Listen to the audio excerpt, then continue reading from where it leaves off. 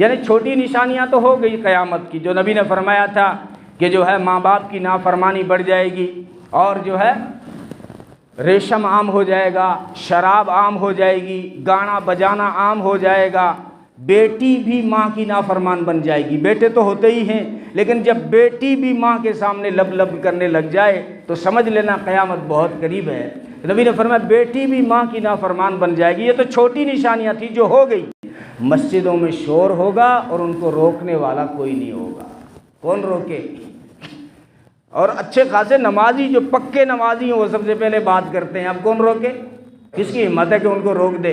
वो 10 का टोला रहता है, पीछे पड़ जाएंगे। मस्जिद का सेक्रेटरी रोके तो उसको गलत बता देंगे, कमेटी अगर रोके तो कमेटी को गलत बता देंगे। नबी ने फरमाया मस्जिद में शोर होगा, उनको बात करने वालों को रोकने वाला कोई नहीं होगा।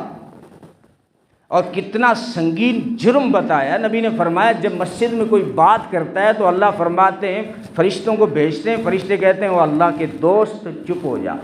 पहले क्या कहते हैं? बड़े प्यार से समझाते हैं, अल्लाह के दोस्त चुप हो जा। वो फिर भी चुप नहीं होते तो कहते हैं ओ अल्लाह के दुश्मन चुप हो जा। फिर भी चुप नहीं होते तो फरिश्ते कहते हैं अल्लाह की लानत हो तुम पे, चुप हो जाओ। कितनी बड़ी संगीन है ये क़यामत की निशानियों में से। इसलिए हम जो है हम जितने यहाँ बैठे हैं आज़म करें इंशाअल्लाह मस्जिद में हम शोर व शराबा और बात नहीं करेंगे।